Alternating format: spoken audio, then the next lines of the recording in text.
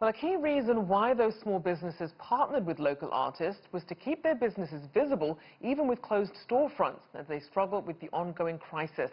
For more, I spoke to Mabell Fernandez, the Market Access Program Director at Start Small, Think Big. We discussed ways that small businesses can get online and boost their marketing efforts. We've had that question come up a lot now when our businesses are finding themselves not being able to have in-person interaction with their customers and sort of considering moving online. What we recommend is that a business sort of do a little bit of soul searching first. What will their customers think about the business going online? Are their customers likely to go searching for that business, for that product and service in a digital space, or are they more likely to call or search a marketplace, right? Sometimes taking on the task of creating an e-commerce website so that you can sell products from your website can not only be expensive, but also very time consuming. So oftentimes having a landing page that just kind of validates you in an online world and says, hey, we exist, can suffice if the business can also join some online marketplace like, let's say, Etsy or Grubhub or any of those sort of bigger retailers, Facebook Marketplace, where customers are more likely to jump on the platform to go to buy the product and then stumble on your business, rather than the customer looking specifically for your business and then making the purchase.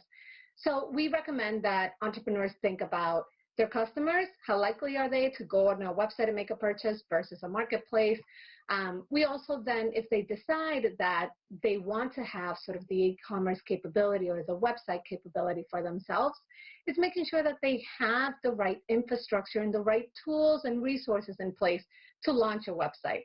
Websites can often feel like they're really easy to create, but then you go to build it and you realize you need photos, you need a logo, you need content. So we ask entrepreneurs to make sure they have those things in place. Do they have a logo that is high resolution that will display well in a computer? Do they have a brand identity guide that sort of dictates their colors, their fonts, their tone? Do they have actionable content? So not just writing something on a page for the sake of writing it, but having something that customers will read and respond to and decide, okay, let me go take a step, right? Let me sign up for a newsletter. Let me make a purchase. Let me book an order. Let me schedule a meeting. And it certainly sounds like there are a lot of steps, and obviously that can be overwhelming for someone who's completely brand new to this space.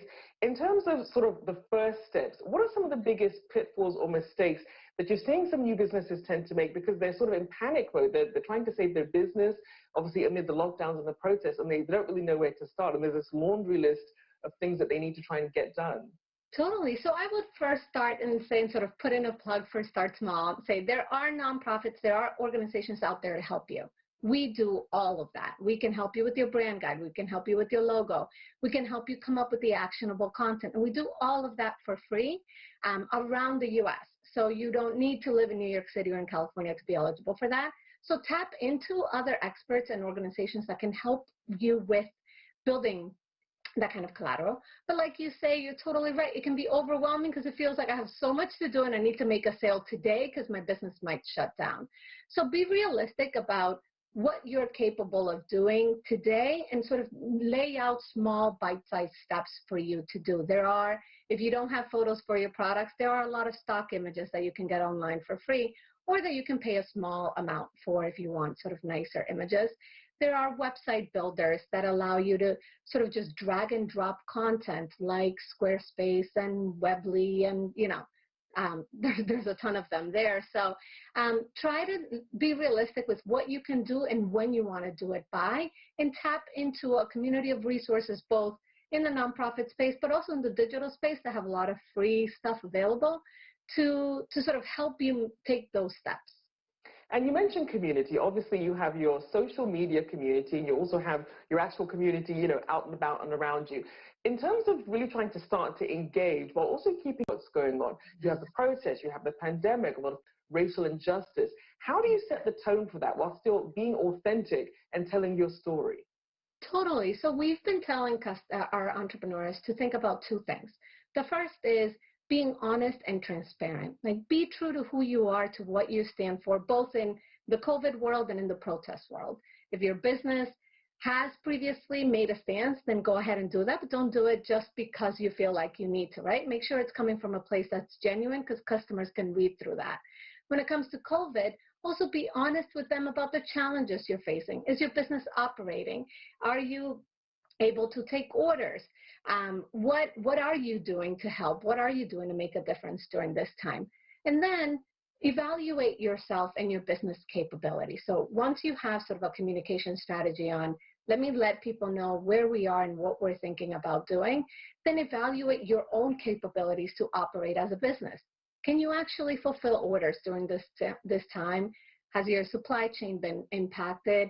Do you have inventory around that you can ship, or are you lacking that? And so think about how you're going to handle that when a customer says, hey, I'd like to book your service, or I'd like to make a purchase, if you don't have the inventory, right? Are you doing pre-sales? Or are you saying, hey, limited time only, we have this unique supply, we need to move the inventory out? Also think about your customers.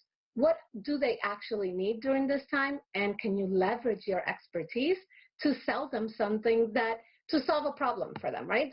Sell them a solution to a problem they might have. So is your customer, I often give the example of a salon. You think of a salon, they're not operating right now.